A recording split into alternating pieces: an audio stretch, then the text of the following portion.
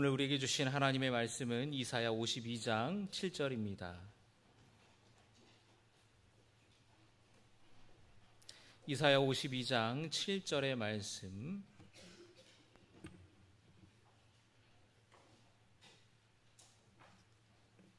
구약성경 1032쪽입니다.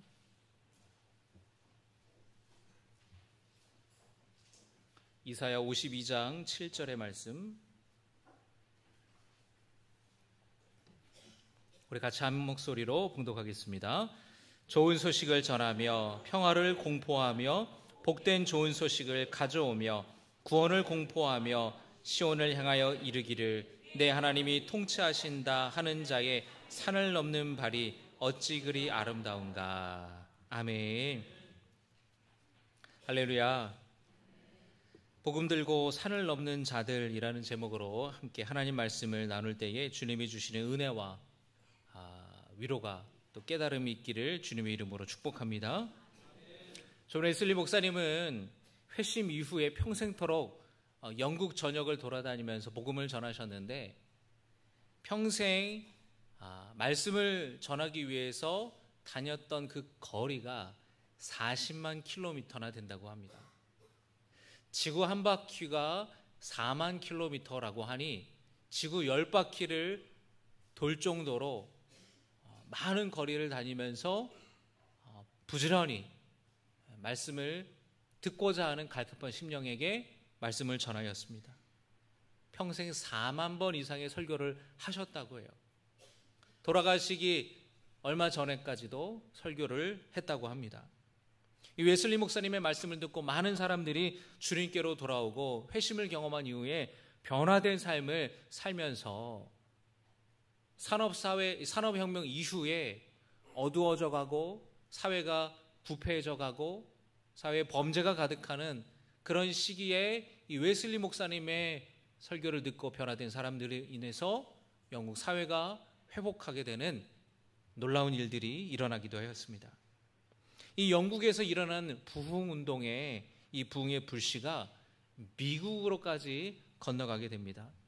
당시 미국으로 건너간 영국 사람들이 참 많았는데 신대륙이 발견되고 나서 신앙의 자유를 찾아서 영국에서 청교도들이 배를 타고 미국으로 건너가게 되죠.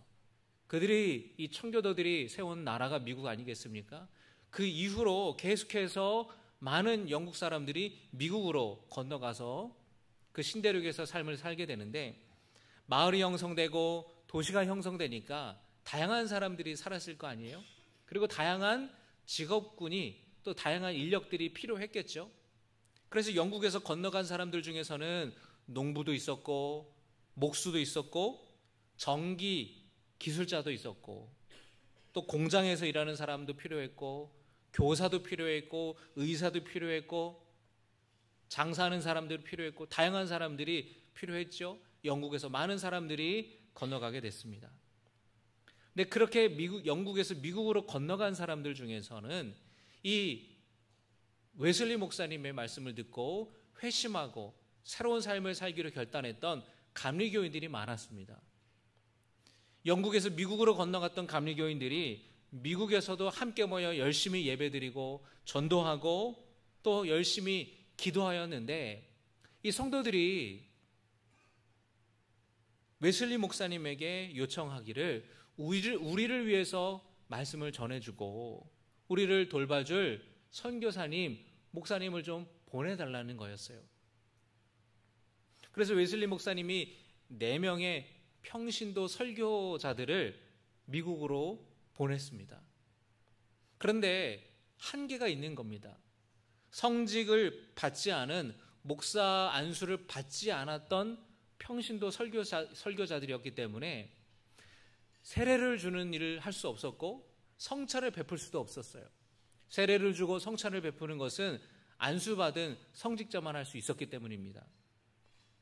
웨슬리 목사님은 영국 국교회 이 성공회의 전통과 신앙을 소중하게 생각하였고 이 감리교 부흥운동을 통해서 새로운 교파나 교단을 만들려고 하는 것이 아니었고 국교회 안에서의 부흥운동, 영적인 각성운동에 머물기를 원했습니다.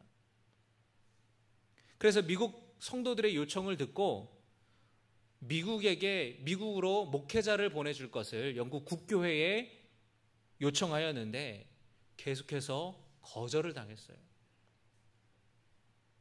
미국의 갈급한 성도들의 그 요청에 무관심하고 냉담했던 이 영국 국교회의 반응과 태도에 대해서 웨슬리 목사님이 실망을 많이 했습니다. 그리고 이 문제를 어떻게 해야 되는가 오랫동안 기도하면서 미국 교회 성도들을 위해서 웨슬리 목사님이 결단을 내려요. 그래서 웨슬리 목사님이 2명의 평신도 설교자들에게 목사 안수를 줍니다. 그리고 미국으로 파송해요.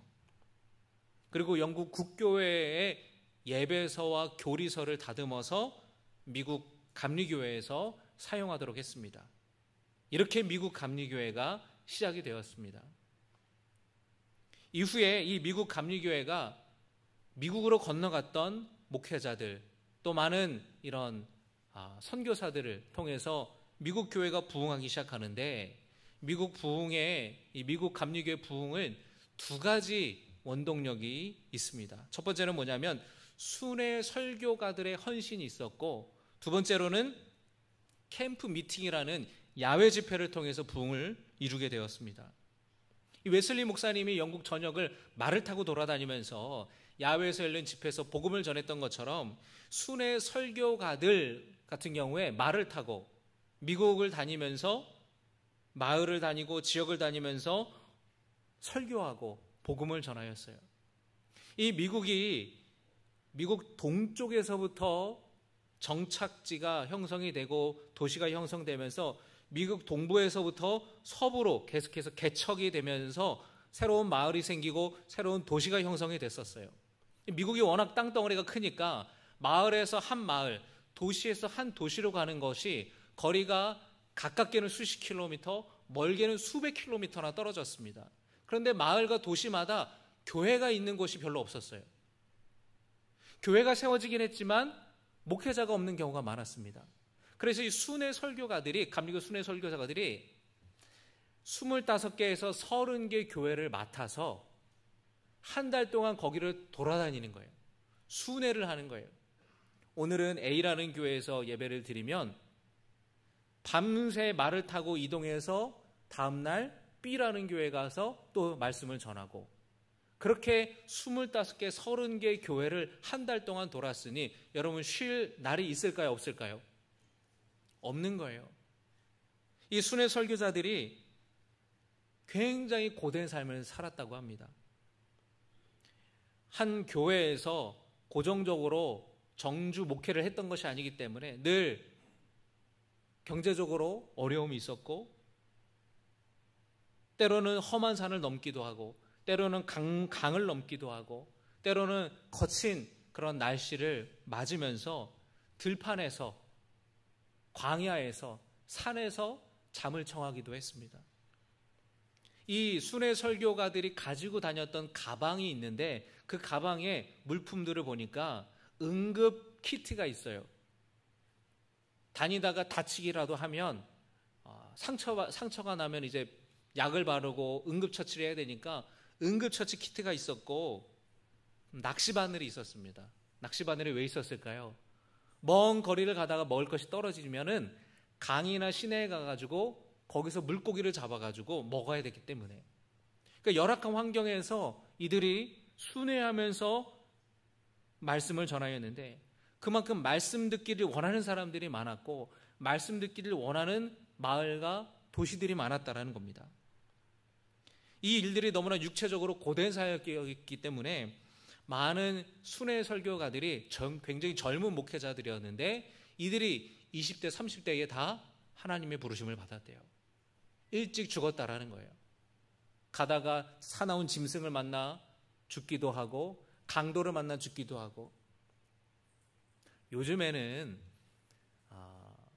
그런 배경의 영화가 없는데, 제가 어릴 때는 서부 개척 시대를 배경으로 한 영화가 많았어요.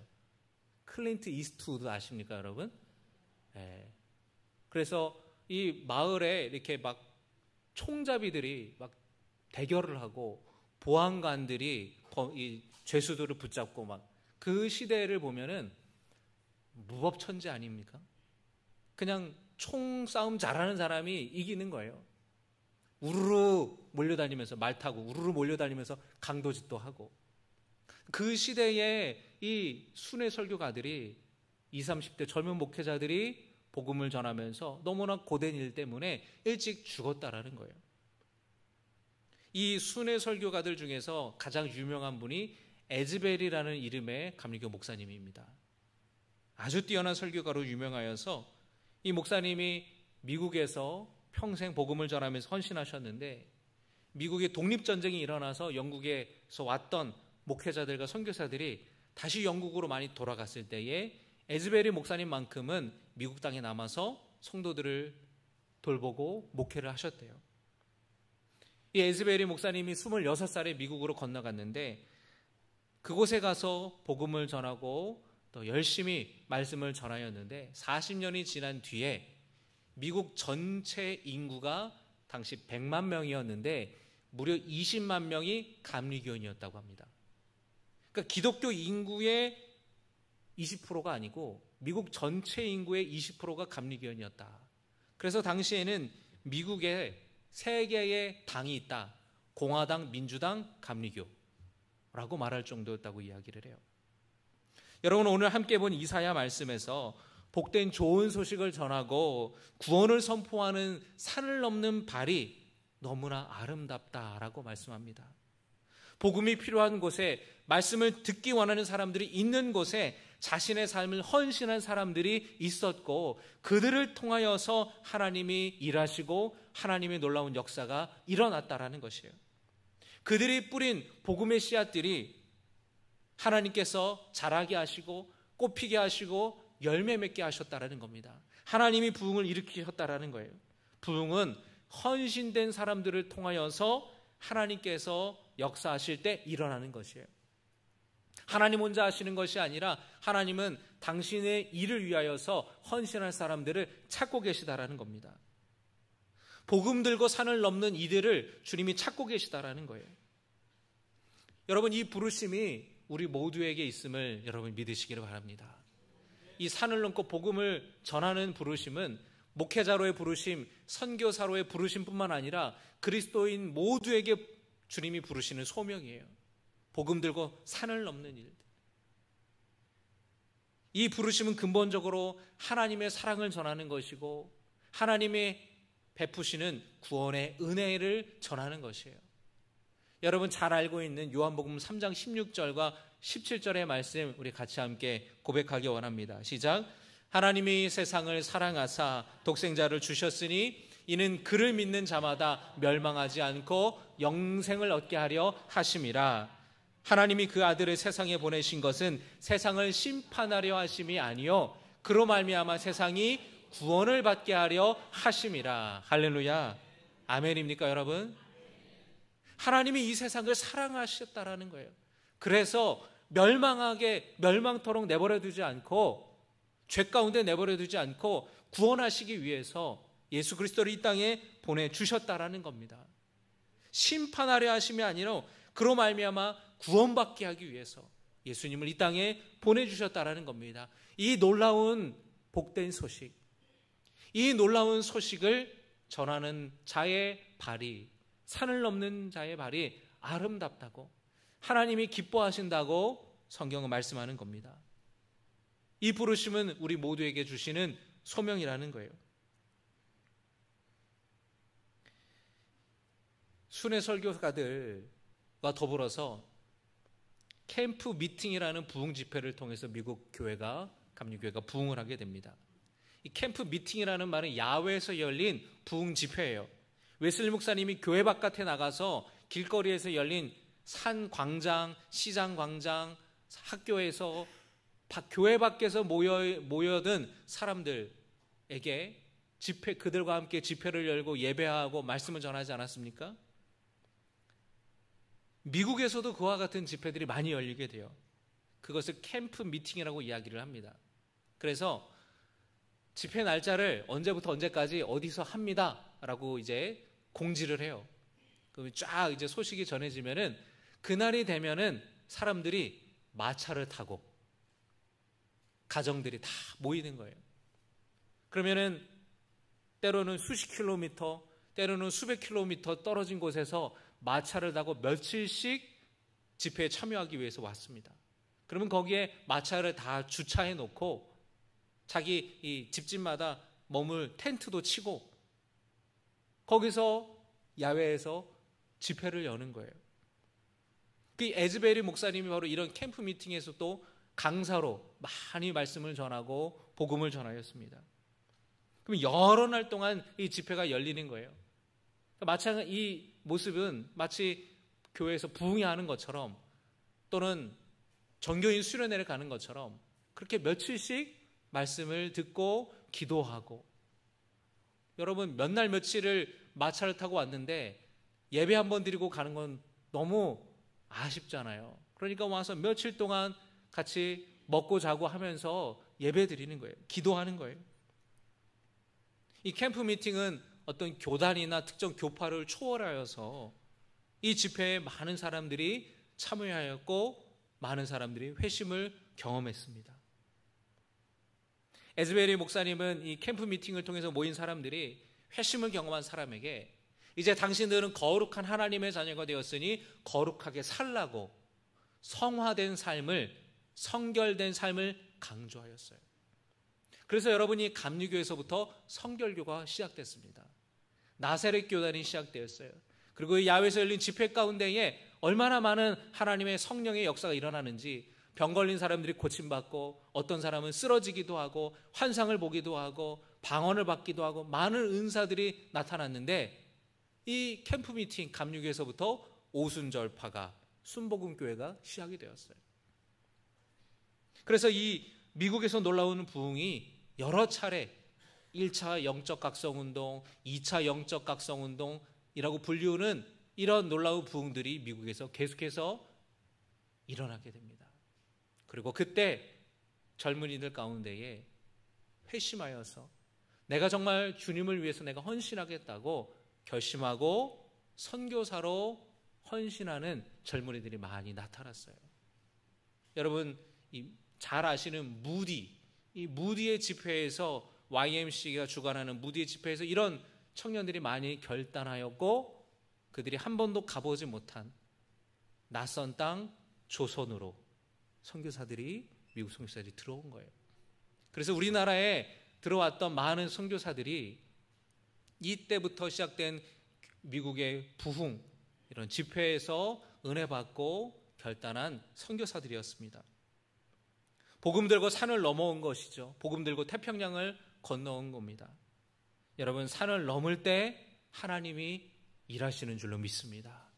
복음 들고 산을 넘을 때 하나님이 놀라운 역사를 행하시는 줄로 믿습니다.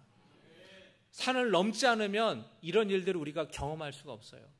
복음을 들고 산을 넘어야 돼요. 우리의 헌신과 우리의 결단이 요구되는 거예요. 주님은 지금도 산을 넘을 사람, 복음을 들고 산을 넘고 강을 넘고 바다를 넘고 헌신할 사람을 주님은 찾고 계십니다. 사도 바울이 여러분 바다를 넘어서 어디로 갔습니까? 그리스로 넘어갔죠. 마게도니아로 넘어갔죠. 바울이 그렇게 넘어갔기 때문에 그 마게도니아 그리스 지역의 로마 제국 곳곳에 복음이 전해지게 되었고 많은 사람들이 주님께로 돌아오고 교회가 세워진 것입니다. 베드로도 복음을 들고 산을 넘었습니다. 베드로는 유대인이었기 때문에 이방인들과 상종하지 않았는데 하나님께서 환상을 보여주신 거예요. 율법에 먹지 말라고 했던 음식을 먹으라고 얘기하시는 거예요. 환상 가운데. 베드로는 못 먹습니다. 나는 못 먹습니다. 받아 먹어라. 그게 어떤 의미가 있는 환상이었습니까? 이방인들에게 복음을 전하라는. 그래서 베드로가 이방인에 대한 거부감을 그 산을 넘어서 로마 군인 백부장 고넬료에게 복음을 전했고 최초로 이방인 가운데에 복음 듣고 세례받고 온 가족이 구원받는 놀라운 역사가 일어나게 됐던 것이에요. 여러분 지금까지 복음을 전하기 위해서 여러분 산을 넘어본 적 있으십니까? 여러분이 넘어야 되는 산은 무엇인가요? 여러분, 그 산을 넘고 복음을 전하시기를 주님의 이름으로 축복합니다. 제가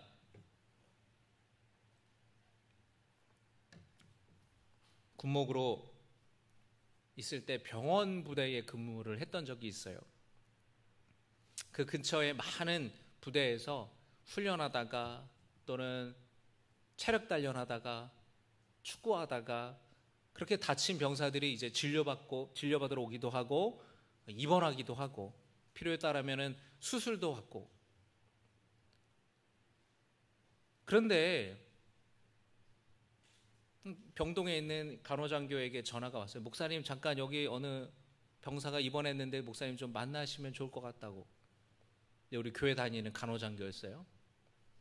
갔더니 이제 어느 모 부대의 병사였는데 이제 자대 배치받은, 그 부대에 배치받은 지 몇 달 안 된 이등병이었습니다. 그런데 이 이등병이 부대 건물 옥상에서 뛰어내린 거예요. 스스로 극단적인 선택을 한 겁니다. 죽으려고. 그런데 죽지는 않았고 떨어질 때 잘못 떨어져서 척추뼈가 다 부러진 거예요. 그래서 침대에 꼼짝없이 누워있는 병사였는데 목사님 좀 만나주세요. 그렇게 간호장교가 이제 얘기를 하는 거예요. 물어보니까 군생활에 어려움이 많았어요. 이 형제가 눈치가 빠르고 빠릿빠릿하고 막 빨리빨리 배우고 이런 스타일이 아니에요. 어리버리하고 어리숙하고 금방 까먹고 뒤돌아보면 까먹고, 원래 이등병은 다 그렇긴 합니다. 그런데 이 병사가, 이 형제가 그 부대에 배치된 어떤 보직, 어떤 그 역할이 굉장히 재빨라야 돼요. 비상이 걸리면 빨리 출동해야 되는 그런 부대에 갔으니 선임들이 가만히 놔뒀겠냐고요. 답답하니까 혼내고 욕하고 넌 그것도 모르냐. 그러니까 너무 군생활하는 게 힘든 거예요. 차라리 죽는 게 낫겠다. 그래가지고 뛰어내린 거예요. 너무 얼굴이 어두워요. 너무 우울해요. 죽지 못해 살아난 게 다행이잖아요. 그런데 이 병사의 표정은, 이 마음은 어떤 거냐면 내가 얼마나 못났으면 뛰어내렸는데 죽지도 못해. 자기 자신에 대한 자괴감에 빠져 있었어요. 제가 자주 찾아가서 얘기도 나누고 기도도 해줬습니다. 그런데 어느 날 간호장교가 이제 얘기하는 거를 제가 지나가면서 들었는데 그날이 그 병사의 생일이라는 거예요.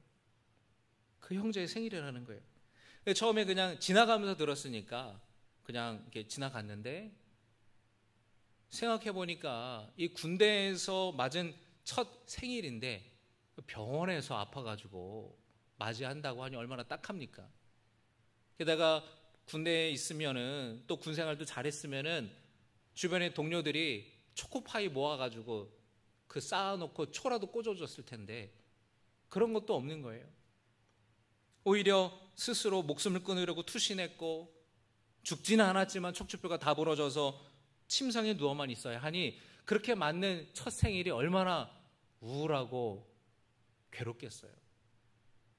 그 형제에 대한 생각이 계속해서 이제 너무 불쌍하고 너무나 마음이 안타까운 마음이 들더라고요. 근데 그날 수요일이었어요. 수요일 저녁 예배 끝나고 이제 집으로 가려고 하는데 발걸음을 돌려서 제가 시내로 나갔어요.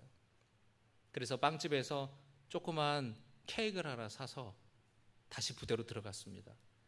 20분을 시내로 나가서 다시 이제 들어왔어요. 밤 9시가 넘은 시간에 그 형제가 입원하는 병동은 일반 병동이 아니에요.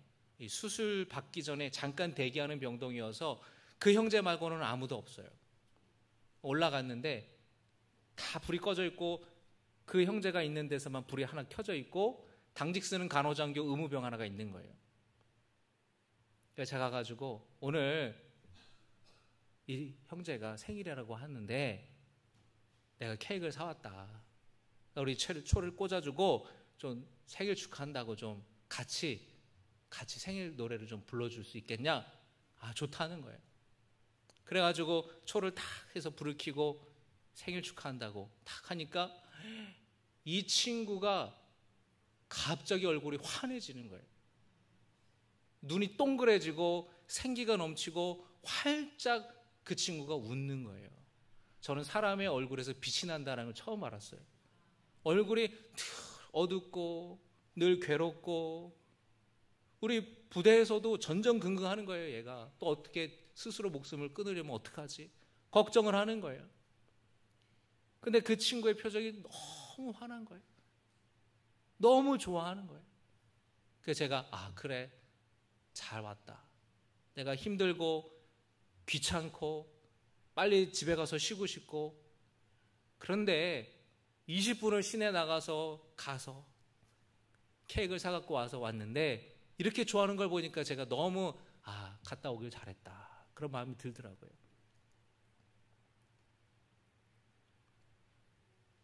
그 표정이 어느 때보다 환해지면서, 여러분, 이 형제가 완전히 자기 마음을 열게 되는 계기가 됐습니다.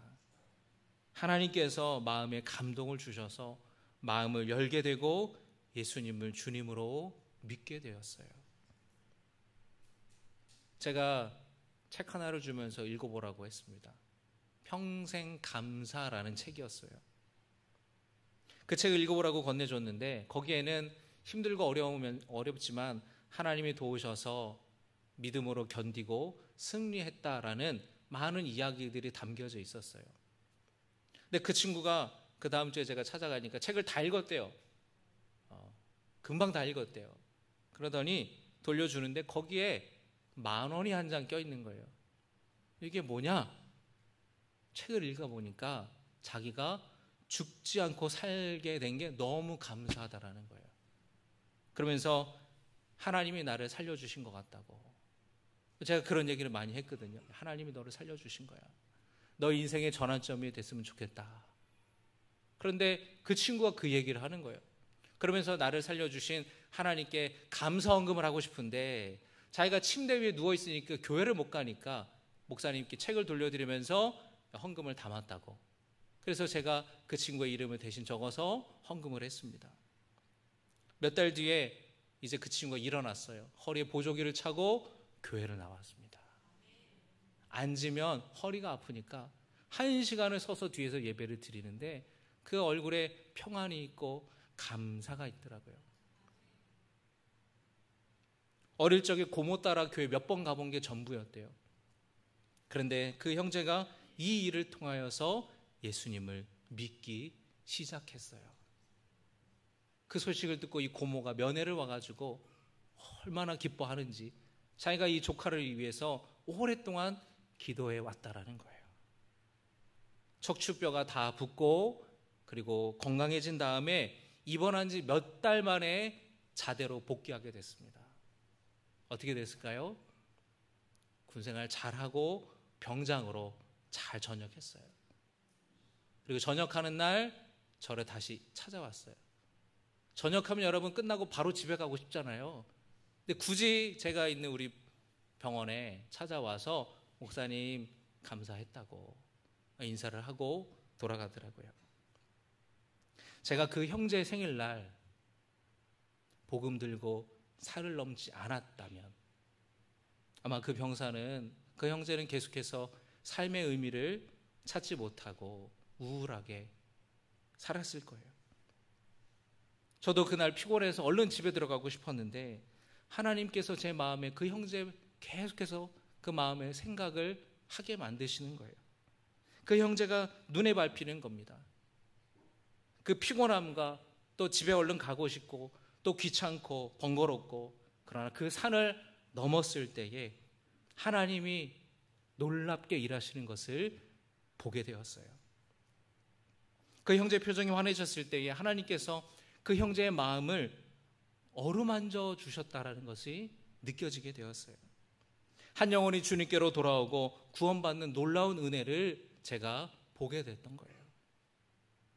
여러분, 복음 들고 산을 넘는 것은 쉬운 일은 아닙니다. 그런데 복음 들고 산을 넘을 때에 하나님이 역사하신다라는 거예요. 그 산이 여러분 무엇인가요?